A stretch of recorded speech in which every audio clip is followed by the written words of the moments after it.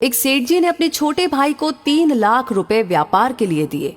उसका व्यापार बहुत अच्छा जम गया, लेकिन उसने रुपए बड़े भाई को वापस नहीं लौटाए। आखिर दोनों में झगड़ा हो गया और झगड़ा भी इस सीमा तक बढ़ गया कि दोनों का एक दूसरे के यहाँ पर आना जाना बिल्कुल बंद हो गया। घृणा व द्वेष का आंतरिक संबंध अत्यंत गहरा हो गया। सेठ जी हर समय हर संबंधी के सामने अपने छोटे भाई की निंदा, निरादर और आलोचना करने लगे। सेठ जी अच्छे साधक भी थे, लेकिन इस वजह से उनकी साधना लड़खड़ाने लगी। भजन पूजन के समय भी उन्हें छोटे भाई का चिंतन होने लगा। मानसिक व्यथा का प्रभाव तन पर भी पड़ने लगा। बेचैनी बढ़ गई, समाधान नहीं मिल रहा था। आखिर वे एक संत के पास गए और अपनी सारी व्यथा सुनाई। संत श्री ने कहा कि बेटा, तू चिंता मत कर, ईश्वर कृपा से सब ठीक हो जाएगा। तुम कुछ फल व मिठाइयां लेकर अपने छोटे भाई के यहाँ जाना और मिलते ही उससे केवल इतना कहना, अनुज, सारी भूल मुझसे हुई है, मुझे क्षमा कर दो। सेठ जी ने कहा, महाराज, मैंने ही उनकी मदद की है और क्षमा भी मैं ही मांगू? संत श्री ने उत्तर दिया, परिवार में ऐसा कोई भी संघर्ष नहीं हो सकता जिसमें दोनों पक्षों की गलती न हो। चाहे एक पक्ष की भूल 1% हो, दूसरे पक्ष की 99%, पर भूल दोनों तरफ से होगी। सेठ जी की समझ में तो कुछ भी नहीं आ रहा था। उन्होंने कहा कि महाराज, मुझसे क्या भूल हुई? संत श्री ने कहा कि बेटा, तुमने मन ही मन अपने छोटे भाई को बुरा समझा, यही है तुम्हारी पहली भूल। तुमने उसकी निंदा, आलोचना और तिरस्कार किया, यह है तुम्हारी दूसरी भूल। क्रोधपूर्ण आंखों से उसके दोषों को देखा, यह है तुम्हारी तीसरी भूल। अपने कानों से उसकी निंदा सुनी, यह है तुम्हारी चौथी भूल। तुम्हारे हृदय में छोटे भाई के प्रति क्रोध व घृणा है और ये है तुम्हारी आखिरी भूल। अपनी इन भूलों से तुमने अपने छोटे भाई को दुख दिया है। तुम्हारा दिया दुख ही कई गुना होकर तुम्हारे पास लौटा है।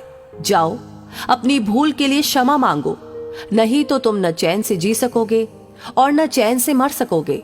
क्षमा मांगना बहुत बड़ी साधना है और तुम तो एक बहुत अच्छे साधक हो। सेठ जी की आंखें खुल गई। संत श्री को प्रणाम करके वे छोटे भाई के घर पहुंचे। सब लोग भोजन की तैयारी में थे। उन्होंने दरवाजा खटखटाया। दरवाजा उनके भतीजे ने खोला। सामने ताऊजी को देखकर वह अवाक सा रह गया और खुशी से झूमकर जोर जोर से चिल्लाने लगा, मम्मी पापा, देखो कौन आए हैं, ताऊजी आए हैं, ताऊजी आए हैं। माता पिता ने दरवाजे की तरफ देखा, सोचा कहीं हम सपना तो नहीं देख रहे। छोटा भाई हर्ष से पुलकित हो उठा। 15 वर्ष के बाद आज बड़े भैया घर पर आए हैं। प्रेम से गला रुंध गया, कुछ बोल न सका। सेठ जी ने फल व मिठाइयां टेबल पर रखी और दोनों हाथ जोड़कर छोटे भाई को कहा, भाई, सारी भूल मुझसे हुई है, मुझे क्षमा करो। क्षमा शब्द निकलते ही उनके हृदय का प्रेम अश्रु बनकर बहने लगा। छोटा भाई उनके चरणों में गिर गया और अपनी भूल के लिए रो रो कर क्षमा याचना करने लगा। बड़े भाई के प्रेमाश्रु छोटे भाई की पीठ पर और छोटे भाई के पश्चाताप व प्रेम मिश्रित अश्रु बड़े भाई के चरणों में गिरने लगे। क्षमा व प्रेम का अथाह सागर फूट पड़ा। सब शांत, चुप और सबकी आंखों से अविरल अश्रु धारा बहने लगी। छोटा भाई उठकर गया और रुपए लाकर बड़े भाई के सामने रख दिए। बड़े भाई ने कहा कि भाई, आज मैं इन कौड़ियों को लेने के लिए नहीं आया हूं। मैं अपनी भूल मिटाने, अपनी साधना को सजीव बनाने और द्वेष का नाश करके प्रेम की गंगा बहाने आया हूं। मेरा आना सफल हो गया, मेरा दुख मिट गया। अब मुझे आनंद का एहसास हो रहा है। छोटे भाई ने कहा, भैया, जब तक आप ये रुपए नहीं लेंगे तब तक मेरे हृदय की तपन नहीं मिटेगी। कृपा करके आप ये रुपए ले लीजिए। सेठ जी ने छोटे भाई से रुपए लिए और अपनी इच्छा अनुसार छोटे भाई भतीजों में बांट दिए। सब कार में बैठे घर पहुंचे। 15 वर्ष बाद उस अर्धरात्रि में जब पूरे परिवार का मिलन हुआ तो ऐसा लग रहा था कि मानो साक्षात प्रेम ही शरीर धारण किए वहां पर पहुंच गया हो।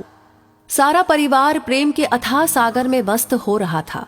क्षमा मांगने के बाद सेठ जी का दुख, चिंता, तनाव, भय, निराशा रूपी मानसिक रोग जड़ से ही मिट गया और साधना सजीव हो उठी। तो हमें भी अपने दिल में क्षमा रखनी चाहिए। अपने सामने छोटा हो या बड़ा, अपनी गलती हो या ना हो, क्षमा मांग लेने से सब झगड़े समाप्त हो जाते हैं। वैसे इस कहानी के बारे में आप क्या कहेंगे, आपका पर्सनल एक्सपीरियंस क्या है, हमें जरूर बताएं कमेंट बॉक्स में लिख करके।